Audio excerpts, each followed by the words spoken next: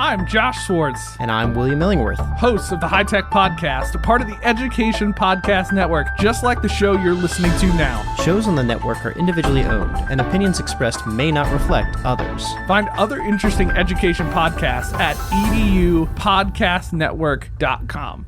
Hey, welcome back. Steve here, and today I'm talking with Nate Hansford. Nate has written an incredible book that all classroom teachers should read. It's called The Scientific Principles of Teaching, Bridging the Divide Between Educational Practice and Research. Awesome information, great conversation, so much to learn. You're going to love this. Thanks for listening. Oh, by the way, before you go, could you help out the podcast? And here are a couple ways. Number one, you could subscribe to the podcast and share the links. Number two, you could join the email newsletter. And three, you could go to my website homepage, find the link that says Buy Me a Coffee, and by clicking here, you could donate $1 or $2 or $5 or more, to help me address the costs associated with producing the podcast. What do you think? You're so awesome. Enjoy the show. And I think that's problematic in part because if teachers don't have a basic understanding of research, they don't know how to tell who the real researchers are and who the real credible people are in the field. And we're just so inundated with people who come in and sell us a magic pill to try and solve our classroom woes, or this will solve your behavior problems, or this will teach the kids to read, or this will teach them math.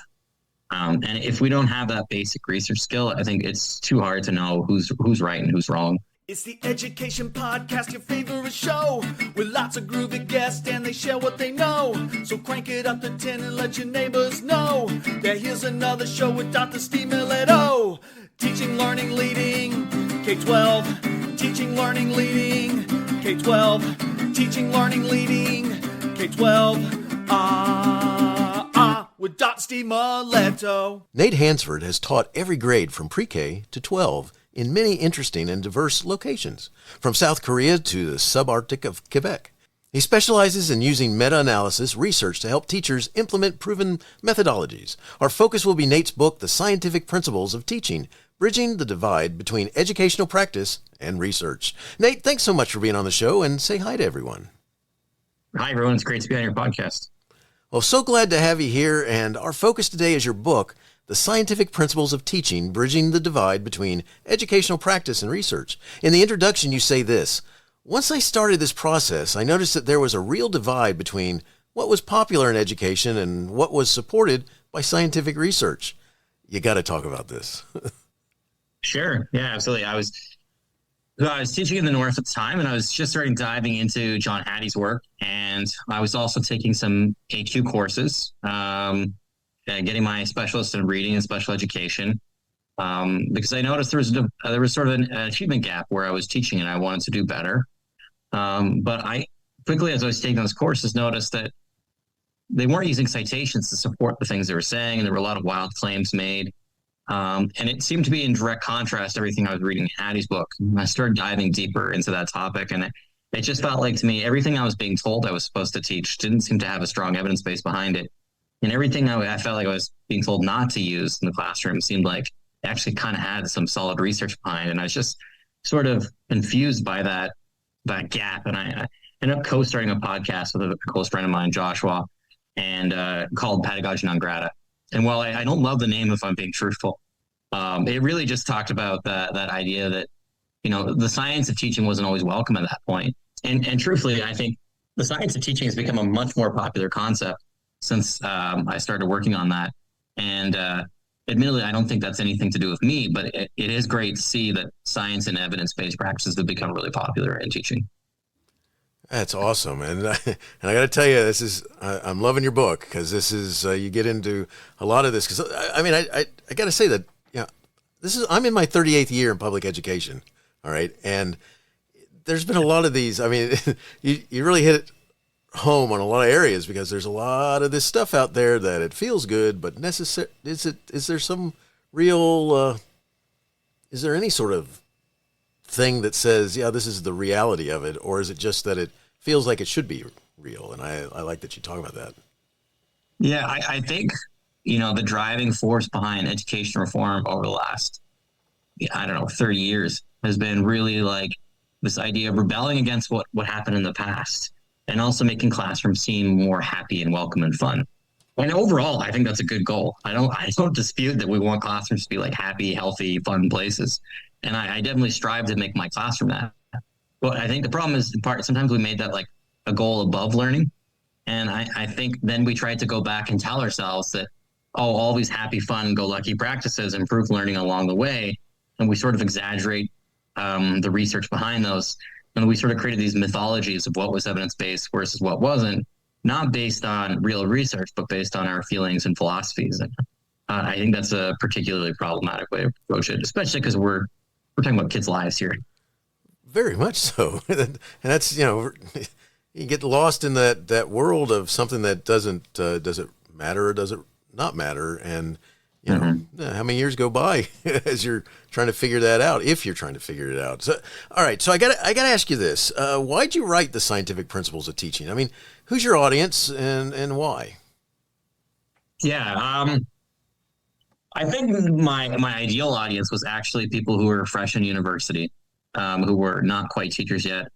When I was going through university, my class was very much like, here's an article, give us your feelings, or tell us your philosophy of teaching, or tell us, write 20 lesson plans before the end of the week. But they didn't really treat education like a science. They didn't really treat it like an academic class. In fact, I found teachers college kind of demeaning, because you went through several years of serious university education. And in the end, you took these classes that felt kind of fluffy, for lack of a better word, where you're just talking about what you felt and your opinions. But it's a weird thing to give your feelings and philosophies on teaching when you've never taught before. And you're about to start the profession, and you're expected to have these ideas before being taught anything or having any experiences. So I really wanted to provide a book that did three things. I wanted it to teach people how to read research, because I think part of the problem is we don't even teach people how to read research. So they don't have the self-efficacy to read a research article for themselves and understand it, and understand if what the author's claims are bunk or not, for lack of better terms.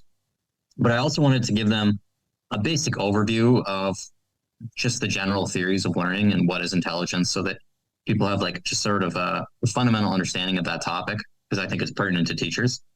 And then lastly, I wanted to review the most popular pedagogies or teaching methods as I saw them at the time, based on the available research that I could find, and give them sort of an overview of the land, for lack of a better word, of what do we know about teaching in general. It wasn't meant to be something that was going to be instructive as to tell you how to teach every class, but more meant to be like an introduction to education from a scientific perspective of what does research tell us about how do we teach kids to improve results in the classroom. Yeah, that's awesome. It's, I got to tell you, having lived through lots of that stuff, when you talk about the last 30 years, like, ooh, been there. All right. So, there's lots of this stuff that, this is what I need you to do because someone told me that this is what we need to do. Therefore, you need to do it. And we're actually going to talk about a couple of those items as we move forward here in just a minute. But it's pretty wild when we talk about there is some science behind it if we pay attention. So let's talk about let's get into your book. And in chapter 1, How to Understand the Types of Education Research, you note this. However, in my experience, most teacher education programs do not train teacher candidates in interpreting scientific research. So why is this something that is important to know and talk about? And you kind of mentioned it a little bit just a minute ago. Yeah, there's conflicting opinions on this, even amongst those people trying to promote evidence-based practice. I see some people think that teachers don't have enough training on this and we shouldn't bother, but it's not sort of worth their time, and that teachers should just take the advice of the leaders and experts of the field. And I think that's problematic in part because if teachers don't have a basic understanding of research, they don't know how to tell who the real researchers are and who the real credible people are in the field. And we're just so inundated with people who come in and sell us a magic pill to try and solve our classroom woes, or this will solve your behavior problems, or this will teach the kids to read, or this will teach them math. And if we don't have that basic research skill, I think it's too hard to know who's right and who's wrong. But I also feel like it's a bit condescending to teachers, to be honest, to be like, you guys can't read research. You're not smart enough.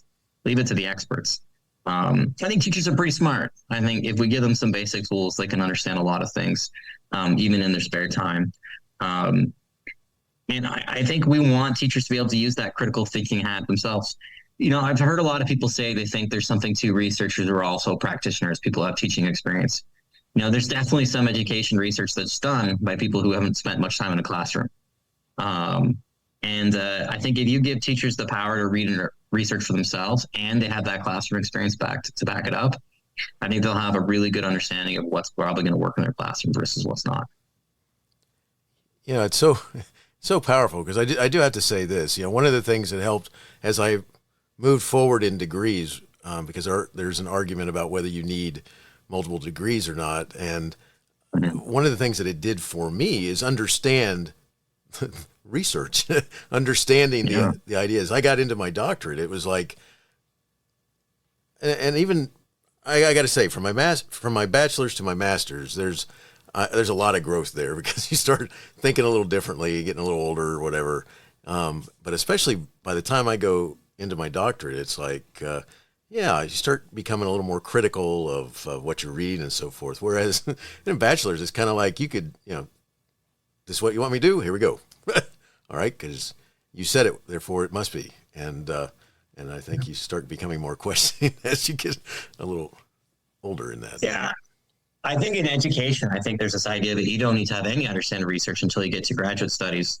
And even then, I've had graduate students contact me and say like, hey, I'm in my graduate program. I'm really struggling to understand research. Can you help me understand this topic or X thing? And I don't have any graduate experience, so I'm always just like super surprised when that happens, and a little bit flattered, if I'm being honest. But I think it actually goes to show that there's problems in the education industry of teachers that, if a graduate student is writing to someone on the internet who has no graduate school experience, a research question, I think maybe they're not being given enough explicit instruction on how to research themselves for their own program. Gotcha. This is, I have to ask, at any point, do you ever get in an argument with anybody? all the time. But you know what? When I first started, I used to worry about trying to prove I was right, or, if someone came at me, for lack of a better term, to critique my positions, I used to really worry about that. And honestly, I don't anymore. Because I just, generally speaking, find it's not a fruitful use of my time, one.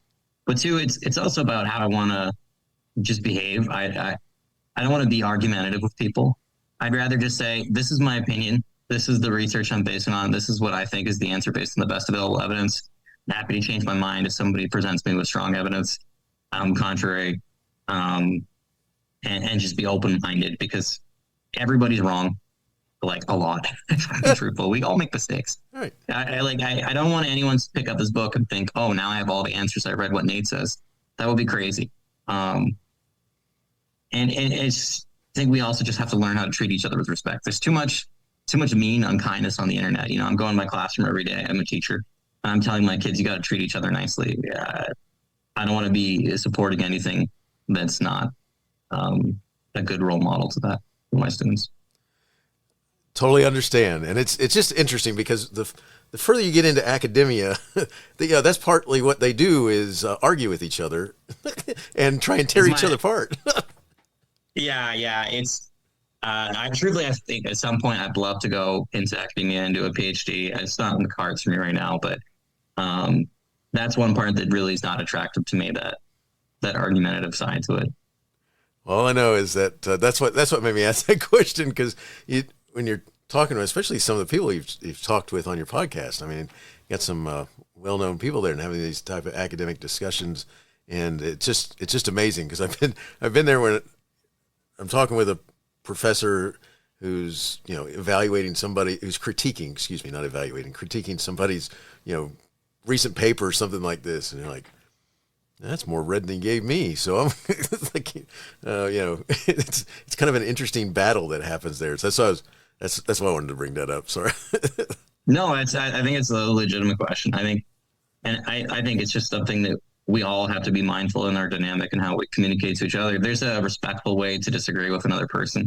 One thing that was really hard for me for this book actually was, whenever I write an article for my blog or talk on a podcast about an idea, I try not to name the individuals I'm disagreeing with, out of not wanting to pick a fight with them. I don't want it to be about this person is wrong. I want to say this idea is wrong, and I want to remove the person from it as much as possible. But when you write a book, the editors don't let you not name the person you're disagreeing with. You have to sort of cite their article and their opinion on it. And that was hard for me, because I really didn't want to do that, but I did. Gotcha. But I tried to phrase any of my criticisms as politely as I could. Cool. What an interesting battle that would be with yourself, trying to figure out how to just have a talk about the, whatever that subject is, as opposed to the person who wrote the the article. Part of it too is I don't think we change minds if we make it about people. Yeah. I think if we second we make it about people and the identities, I think we start to lose ground because we start to get wrapped up in whose side am I on, and I think that's a mistake. That's exactly a mistake. Yes, because then they end up in their encampments, and I've witnessed that at a university level. I was a doctoral student, and I'm working on that stuff. And there's two encampments of you either are with this side or you're against this side, and which means then you're with this side. And it's like, whoa, hey, I just came here to get this next level. All right, I didn't come here to choose sides between who's right and wrong in academia. That's not so. Yeah, hey, it's. I think sometimes that gets lost in the woods. Is the idea that can we just talk a little bit and we can disagree and not have to call out all the troops. 100%. All right, so one of the things I got to make sure that I mention here is in the beginning of your book, you talk about something called meta-analysis and secondary meta-analysis. Can you explain what these are? Because I think it's important to reading your book. Yeah. Well, a meta-analysis is it's just a study of studies. So, in a regular study, we study human participants, and a meta-analysis, we look at all of the studies on topic and we try and find answers. And that's really important in fields where there's a lot of statistical noise, for lack of a better word. When you look at an education study, you have different teacher quality, you have different demographic of students, you have different locations, different grades, tiny variables are being changed, different assessments.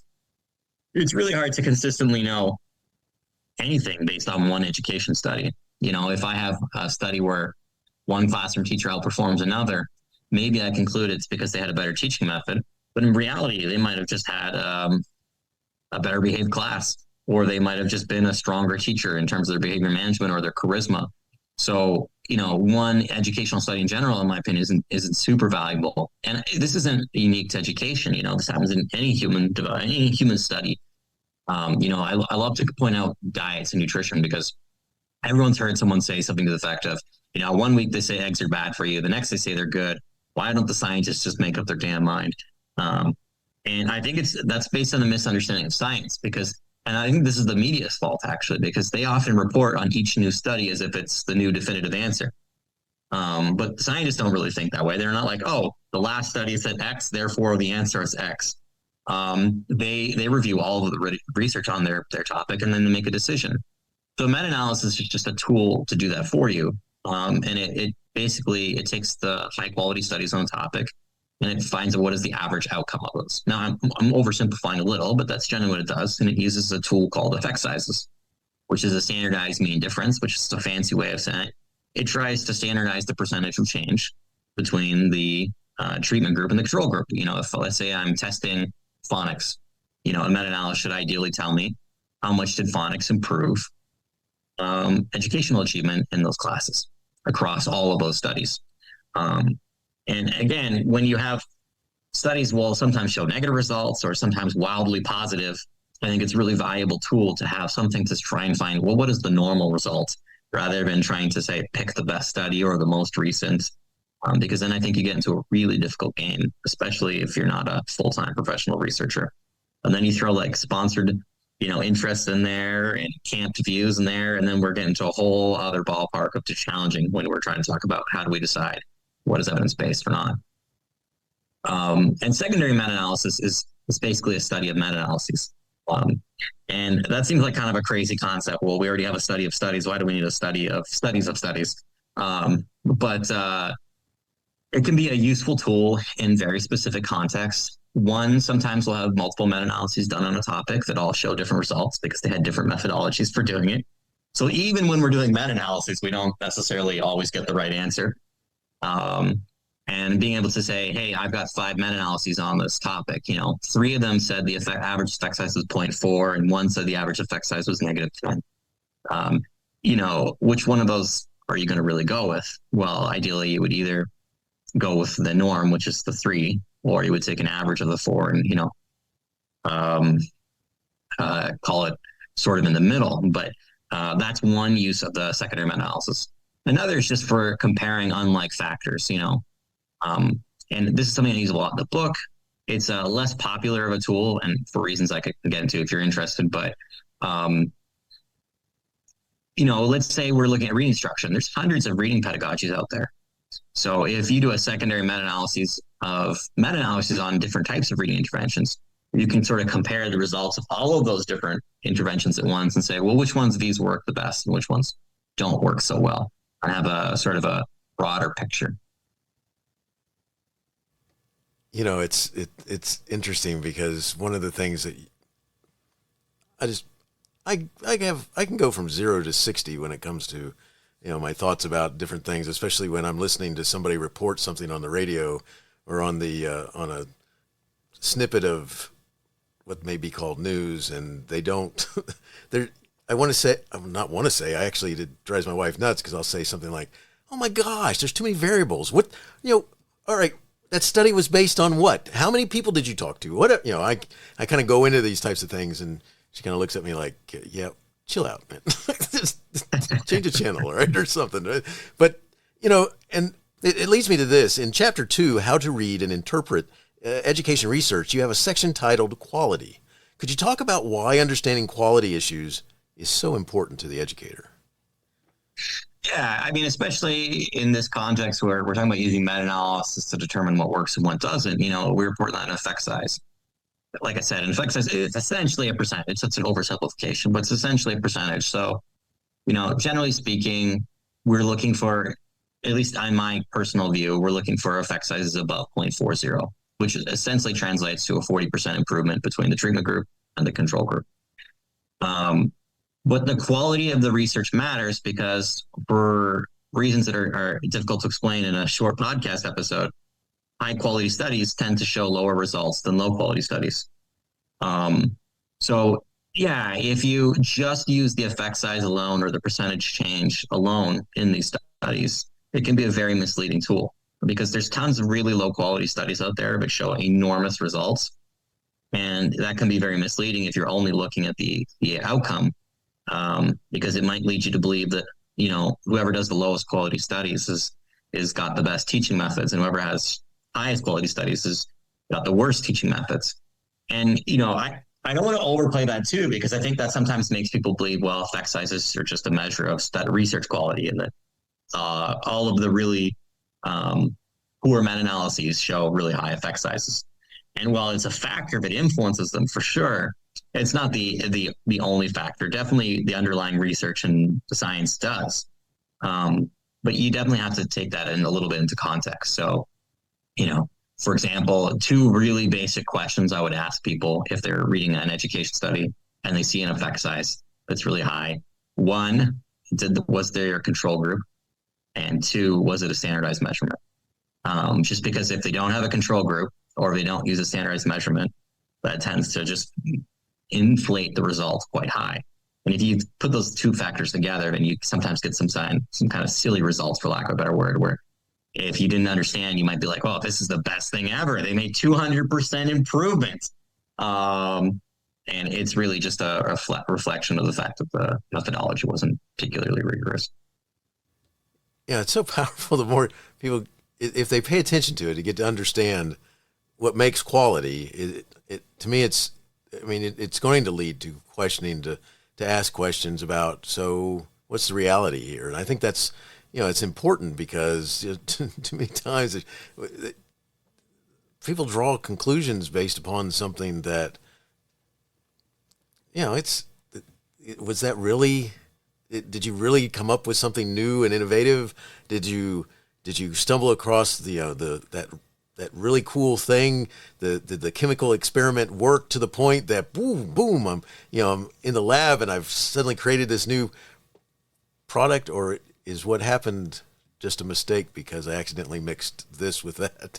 I don't know if you ever watched Big Bang Theory. I love that show. Cool. I love it too. And there's this one episode, although there's bunches of episodes where at some point Sheldon is complaining about something to do with some research. And this one where he believes he's found this answer to a problem that he's been trying to find forever. And then he finds out later that he made a mistake in the numbers, how they came out in the equation, that actually he didn't find this answer. Instead, he kind of made it happen. And yes. And I don't know if that's that unrealistic. I mean, it's a weird thing to say, but like, I've read a lot of people's meta-analyses, like study by study by study, and gone through, and I've never done that, not found a mistake. In fact, if you look at meta-analyses, a lot of them will actually have like an error rate, and that's basically their presumed rate of error in their own research.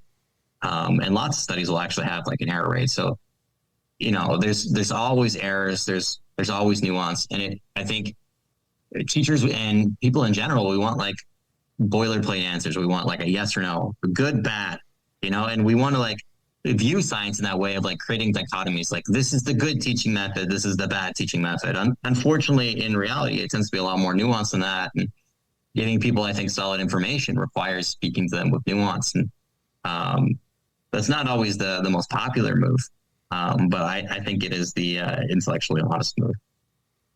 Yeah, it's so important because it's like, I got to tell you that, I mean, you're really talking about what you hear a lot, which is, and it's like my favorite age group of kids to teach are 10th graders, and partly because they'll let you be goofy, and they'll be goofy around with you because they haven't figured out that they know everything yet, like seniors, and freshmen are still dealing with all kinds of issues.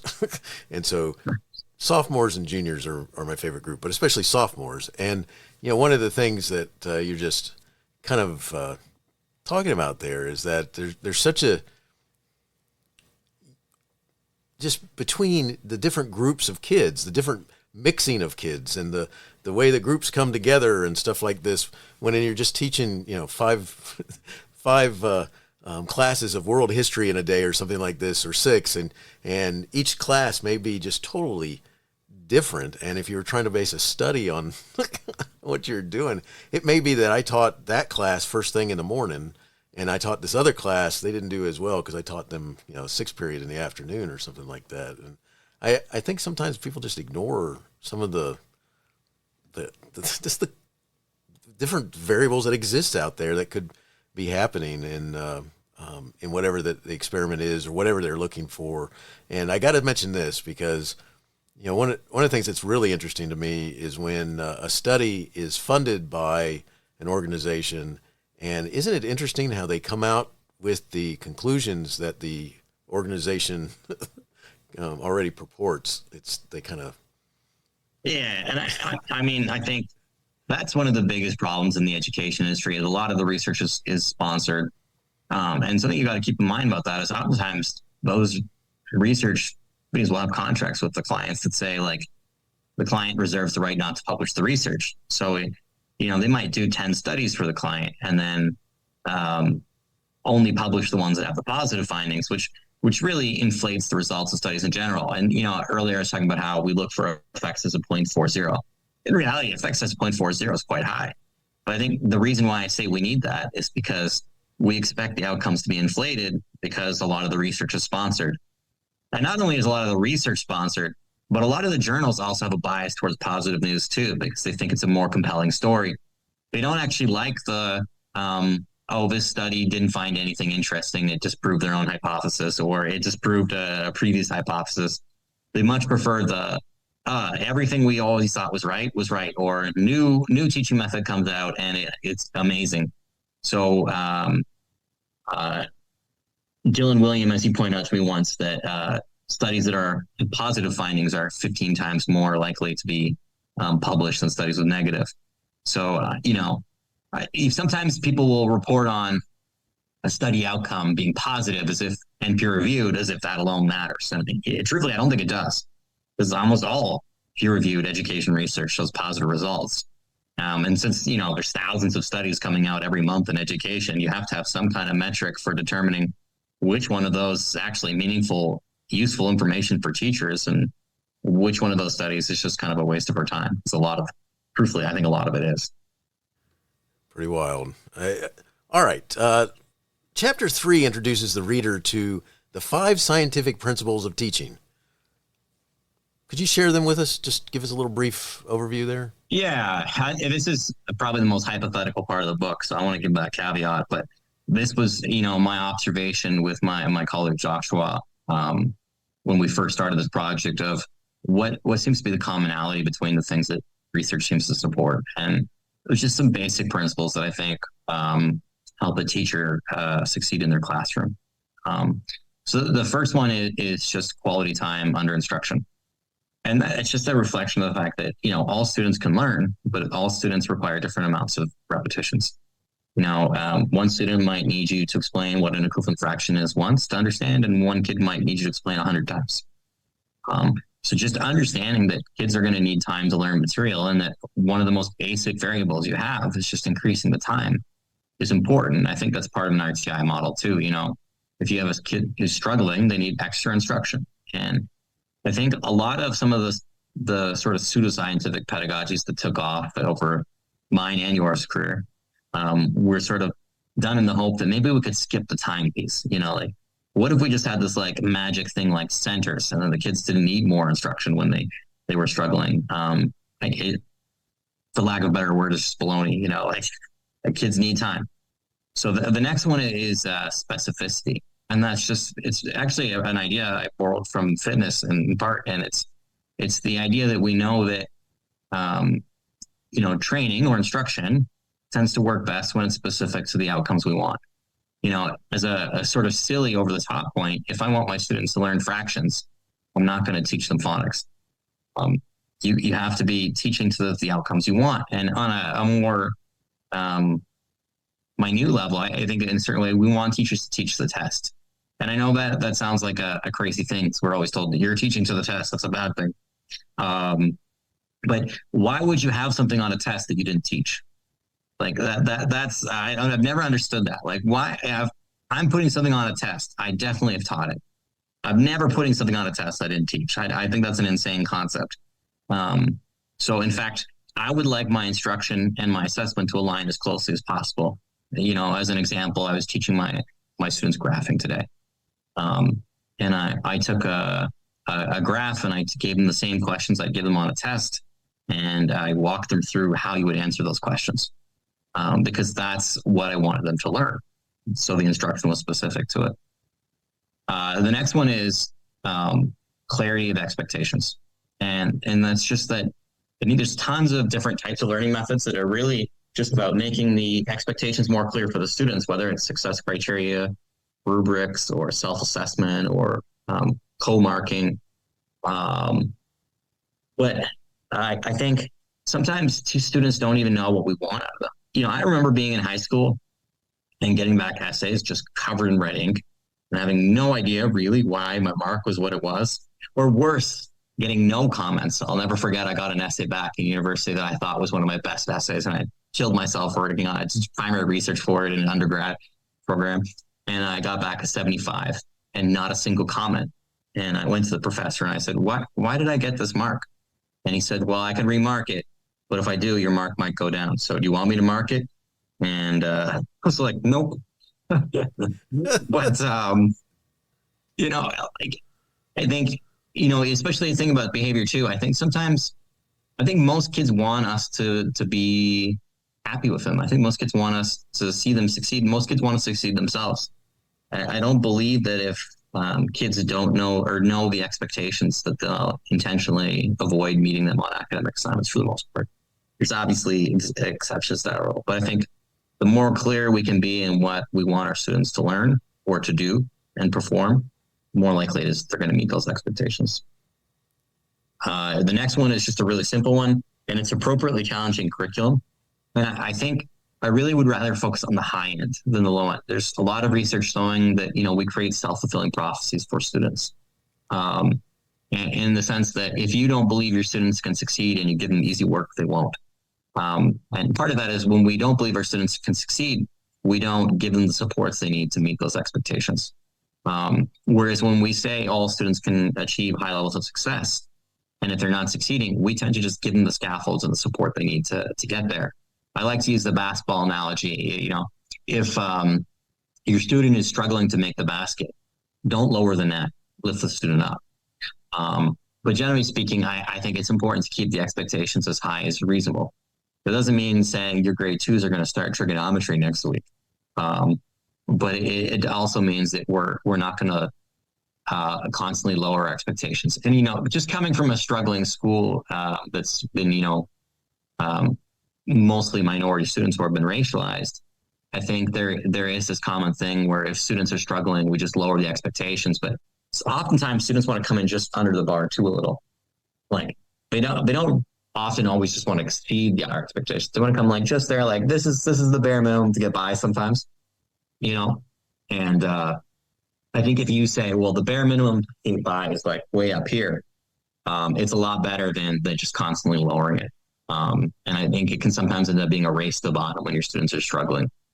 And the last one is just reflective practice. And, I think it's probably just a good rule in general as a human being, in that there's lots of different types of evidence-based strategies out there, from RTI to PLCs to collaborative learning, that are really just about this basic concept that teachers should be thinking about their practices and reflecting on it with other teachers to determine what works. We don't want to go through Teachers College or read my book and be like, that's it, I know everything there's to know about teaching, I'm not going to change anything moving forward. I think it's a habit sometimes teachers can be in is they get their binder of lessons and they never change that binder of lessons throughout the rest of their career. I think we constantly want to be thinking about ourselves. Hey, what went well in that lesson today? What didn't? How can I improve on that? And see it as an ever evolving process rather than I've got my lessons planned or my program. I purchased my binder off the internet on Teachers Pay Teachers. I don't need to change anything. I think a really good teaching is an endless reflective process. And those are so powerful principles, and I got to say that last one right there, that would be really sad if they purchased their binder off Teachers Pay Teachers, and I'm good now. Look at this, I got that's oh my gosh, because it's actually one of the coolest things about teaching is the growth that you make as you're working with the different kids and learning about what's going on and how to if you take the time to make changes, as opposed to here's the notebook I use every year, or here's the slides, or here's the whatever. And I mean, I'm going to be honest. I save my lesson plans year to year, but I also every year think I'm trying new things and what am I going to improve and how am I going to do this better? It's never like a static process. Which it shouldn't be. That's cool. So, all right. So let's talk about you go into some of these instructional practices or areas and you kind of talk about them. So I chose a couple that I thought I'd like to know a little bit more about. And because when I saw them in there, I went, ooh, light bulbs went off. I said, I got to talk about here. So the first one I chose was Chapter 6, focuses on feedback. What are your thoughts about effective feedback? Yeah, I think sometimes as teachers, we feel this pressure to just give more and more feedback. And feedback can be a really powerful tool, but I think the research on feedback shows it works best when it's written down, when it is explicitly telling the students what they need to improve and how they improve on it, and also when it's given almost immediately. But giving students detailed, explicit feedback immediately on every task they do is incredibly difficult. I don't think it's reasonable to think teachers are going to spend their entire day I'll never forget my grade 2 teacher. You would hand her in a math worksheet and she'd have that marked in 25 seconds and hand it back to you and you'd be told to go correct all your mistakes. And I think she's a hero and I probably be better at math today because of her, but that is way too much work. I don't know if that's a reasonable workload to expect of teachers. So I think rather than focusing on increasing the quantity of your feedback, I think it's more important to focus on the quality of your feedback. So making sure when you do get feedback, it's quick and also, but making sure that it's detailed to what students can improve upon. One of my favorite strategies for this is conferencing. So when I see a student, once a week, I do a math test with my class. I don't mark every math piece every day, but once a week I do a math test. And then when a student fails a test, I try my best to call each student who fails a test to come back and show them step by step where they went wrong and how to fix that mistake. And part of that too is identifying not just but they did something wrong. But where in that math problem did they go wrong? Like, what was the part they weren't getting when they're giving them instructions specific to that? So I think the more specific and explicit that feedback is, the more our students are going to benefit. But I think another thing that you can do to, I think, offer really good feedback is if you're marking, say, essays, and you see every kid is making the same mistake. Well, take one of those examples, get permission from the student, put it up on the board, anonymize it, obviously, and then dissect what's the problem that everybody's making, and do it as a group rather than writing the same comment on every single paper. And then, part of that too is if you were writing the same 3 comments on every single paper because everyone's making the same mistake, now by the time you get to that last one, you're going to be so brief and jaded. You're going to do a good job fully explaining what the problem is. So I think I'm all about finding strategies to make better use of instructional time for feedback and not necessarily just give more feedback. I think it's got to be good feedback, for lack of a better word. Excellent. Love it. All right. In Chapter 8, you focus on special education. And in here, you have a segment titled Important Considerations for Teaching Students with Learning Disabilities. Could you share some of your thoughts from this section in that chapter? Yeah, definitely. And, I don't think I've ever shared this on a podcast before, but I was diagnosed as a learning disability when I was in school. So it gave me a little bit of a personal side to this. But, one of my concerns with learning disabilities is I think it has the danger of creating a self-fulfilling prophecy. It's helpful, I think, in the sense that one, it's sort of a legal protection for a student because oftentimes states have laws about protections and services that need to be given to kids with learning disabilities. And, two, it often ends up providing additional instruction for that student, which is great and what I think it should be doing. And 3, I think it can give students a sort of sense of relief, especially, one that gets talked about a lot is students who are struggling to learn how to read. Finding out they have dyslexia gives them a sense like, oh, I'm not dumb, for lack of a better word. I just struggle with this one area. I have a learning disability. And that can be helpful to students. But at the same time, I think it can be a double-edged sword in the sense that it can give that student the feeling of, well, I don't have to try in this subject because I have a learning disability in it. Or worse, it can give the teacher that feeling, well, this kid's always going to do badly in the subject, so I'm not going to teach it. And I have not my current board, but in a previous school board, which will go unnamed, I had definitely had a principal say, hey, you don't need to give student instruction on this course material or subject material because they have a learning disability in that area, which I would argue is sort of the opposite of what they should be doing. But I think this type of mentality can lead to lowering outcomes. I don't know that that's the norm. I think in most cases, kids, having an identification can actually be to their betterment. But I think it is a risky thing. And I think we have to remember that humans are incredibly prone to bias. There's so many studies showing that our expectations of our class shape how we teach our students and how our students achieve and our students' understanding of themselves. So going back to that appropriately challenging curriculum principle, I think even if we identify a student as having a learning disorder, we need to still make sure we're giving them appropriately challenging expectations. Another thing that I think we need to realize about learning disabilities is that they're not diagnosed via neurological tools. We often talk about them in a medical model of, learning disability is a neurological condition, and it can be for sure. And I think if we look at it from a medical perspective, that is the idea, right? But I'll give you a scenario. If I have a student who isn't getting proper nutrition, who isn't getting enough sleep, who's not paying attention in class, but let's say they struggle in one specific class, they might end up getting diagnosed with a learning disability for that area. And it might be having nothing to do with a neurological condition, Same thing as I've heard this idea of dysteachia. The kid doesn't have dyslexia, they have dysteachia. And I kind of wonder how common that is, in the era of whole language and balanced literacy where evidence-based practices weren't the most pronounced in reading instruction. How many kids were told they had dyslexia when they just hadn't been given proper instruction that they needed to be supported? And that's not to say that dyslexia doesn't exist. It definitely does. And it's not to say that there aren't students with dyslexia. There definitely are, and they need support, and they can benefit from that. But I think it's important to just remember that we need to keep nuance in these conversations when we're discussing how best to support kids with special needs and exceptionalities.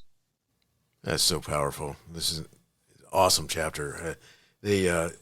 All right, I got to talk about chapter 12. We're getting closer to finishing up, and chapter 12. When I was a classroom teacher and an assistant principal, I have the 3 main books. We talked about it, read about it, did all this sort of stuff, workbook this and that. Chapter 12 is focused on multiple intelligences theory. So what are your findings?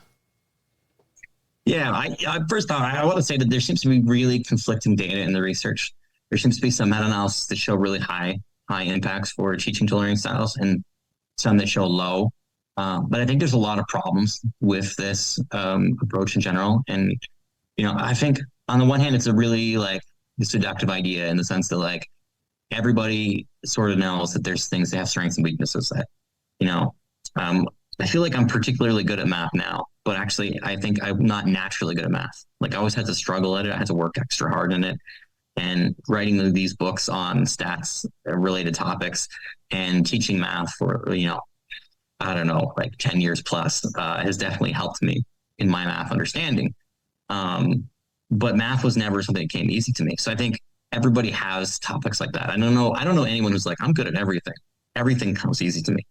So this idea of multiple intelligence, I think it makes a base level of sense to everybody. But then there's the idea, can we teach to learning styles? Do you have a learning style? And that's a whole other ballpark. And just to go back to the intelligences too, the model of multiple intelligence that was popularized by a scholar based on very little research at a time before we were really popularizing, brain research. And it just doesn't match with our modern day understanding of intelligence. Most types of intelligence he classified were actually associated with the very same part of the brain. So it seems unlikely that, we would have 7 intelligences and 6 will be associated with one part of the brain. And then I guess the rest of the brain does nothing and has no value. But, then even looking at it from a teaching to learning styles perspective, actually the person who came up with the theory of multiple intelligences actually sort of criticized this idea himself a little bit and sort of complained that people used his theory to inform teaching to learning styles. It's often based on questionnaires. You get a little questionnaire off the internet and tells you what's your learning style. And it kind of reminds me of horoscopes of learning. It seems terribly unscientific. I remember I took my first one when I was in grade 7. And I remember thinking, it said I was a visual learner, which apparently almost everybody gets told they're a visual learner, by the way. I remember thinking, this seems like bull. I gave a wide range of answers on different questions. And I'm 1 point over on the visual scale. So apparently I'm a visual learner, basically because I like to read. I don't know. But then, I take it to another level. You trying to make this in practice as a teacher. Let's say I have a kid who's a musical learner. Am I supposed to write rap songs for them for every learning topic? Or am I supposed to say, hey, you're a musical learner. Go write me a rap song about this formula. I don't think very many kids would respond positively to that. And it often really seems to come down to we got to include kinesthetic components to all our lessons. But I teach grade 8. A lot of my topics are pretty academic at this point. I'm not going to be trying to throw a kinesthetic activity into every single lesson. It's just, it doesn't make practical sense. And then we get down to the research. And like I said, there's some meta-analyses that show teaching to learning style seems to be effective, but the vast majority of them, and there's a ton of them on meta-analysis, it's over 15, if memory serves me correct. But the vast majority of them seem to show it's not effective. So when I think about this, there's sort of 3 levels to this. On the one hand, it doesn't match with our understanding of neuroscience. From a practical standpoint, it doesn't seem to make any sense. And then from a scientific classroom standard, research on teaching practices, there isn't really a strong body of research showing its works. And yet, for example, my province for a long time had it by law that you had to teach to learning styles. And then every course I ever took had as one of the course expectations that you had to learn to teach to learning styles. And I'll never forget, I once had this argument with a professor, and the professor sent me a message saying, if you don't publicly agree with me on this, I'm going to fail you on the course. And I was like, can't do that. And I went to my dean, and my dean was like, yeah, he can. Wow. You're going to have to just own it up and suck it up and say learning styles works publicly. Wow. That killed me. It was like the hardest thing. It was an online course, and I had to like write in the public chat, learning styles works. And I was like, oh, I was writing. Jeez. But I wanted my credit. I didn't want to fail. It wasn't worth failing. These courses are expensive, but right, exactly. Yeah. Jeez. What a heck of a thing to have to be told. Oh my gosh. Yeah. I think that was the moment I decided to write this book, actually. I could see why. That'd be like, yeah, okay, my turn now. All right, I got you. All right. Thanks so much for sharing that. I got to make sure that I do this because all your chapters are awesome. You got you've got great information and support. And, I can't spend all the time going through every chapter, although I'd like to. It'd be neat. But with that being said, your book ends on these comments. Question everything, hold nothing sacred, and be willing to change your own mind. Why'd you end this way? Well, this all started actually with me starting a podcast. And that was the line we ended the first podcast with. And we made it a bit of a mantra for the first season or two, where we ended over time. We stopped bothering with closing remarks. It's a bit kitschy over time, but I've written technically 5 books or something. I don't know, because some of them are being published, some of them aren't published yet, some of them are self-published. There's a lot of books, but I ended every book with that line because I didn't want people to take any of my writing to mean like this is the answer. I wanted them to be like, this is my best interpretation of the research at the time, and I'm okay being proven wrong, because I know over the last couple of years, I'm sure I've written a few thousand pages on education. A lot of it's going to be proven wrong. That's okay, because it was my best interpretation at the time. But what I'd really have people take away more is just be a critical thinker. This is a basic way you read research. And this is a basic overview of what the research seems to show, as I see it. And, science isn't a static field. Science is an ever evolving field. There's going to be probably 100 new education studies done next week or published next week, and by the end of the year, it'll be over 1,000 easily. I might be underestimating these numbers totally. So it's always going to be changing, and it's not a bad thing. It kind of goes back to what I said about being reflective. We want to be open to changing our mind as new science comes in, because it's a fundamentally unscientific concept to be like, well, I have the answer, so I never have to change my mind again. Yeah. Good stuff. I appreciate you explaining that, and that's awesome. And I love it. You tying it in with the reflectiveness part, because it does fit well. So good stuff. All right. Before we finish, you've already said a little bit about it, but care to share any more about Pedagogy Non Grata, your podcast?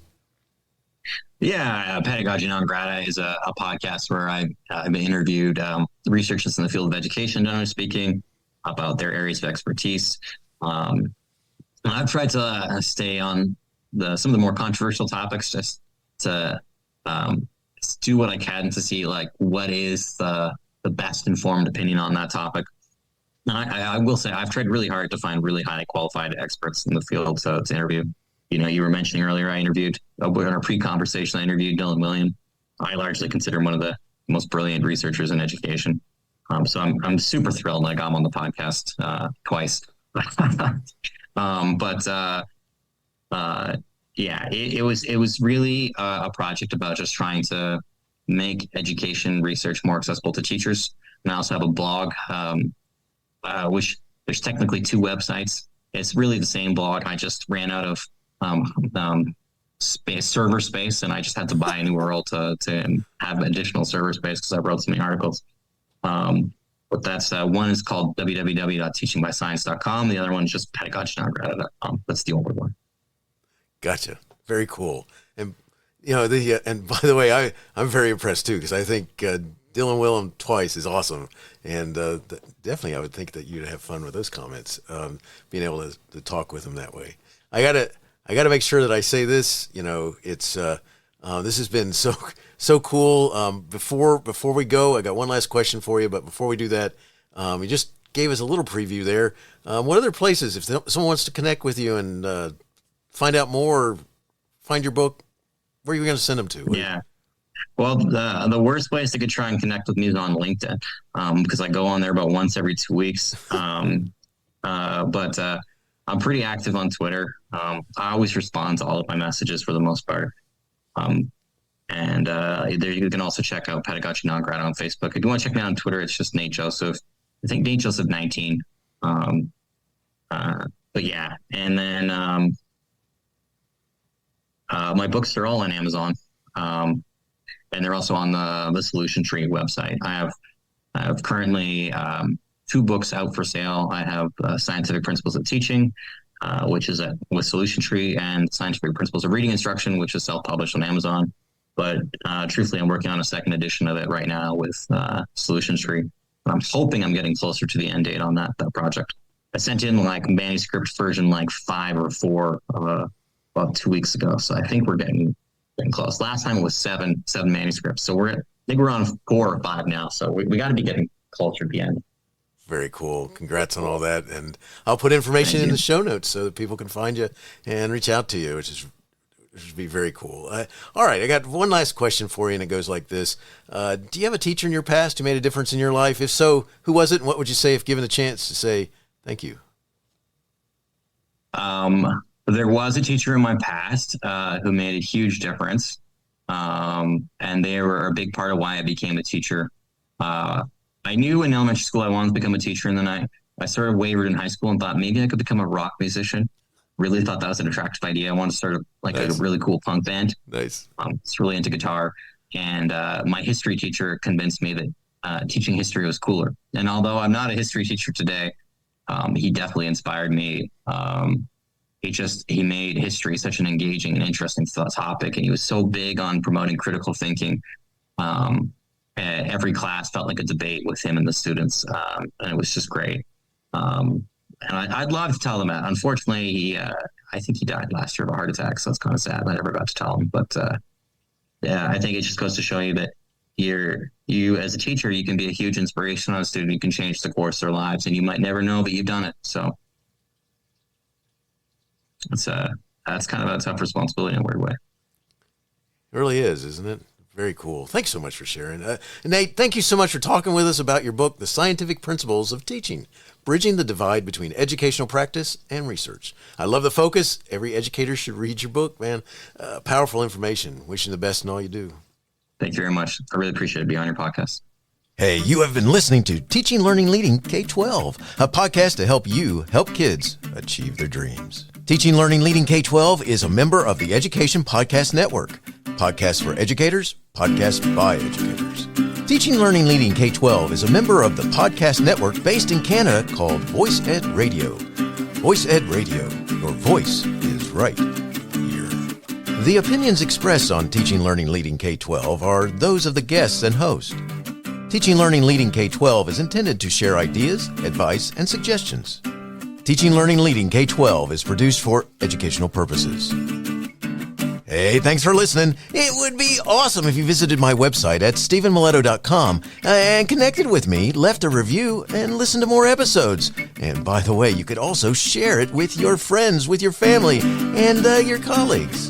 Thanks so much. You're awesome.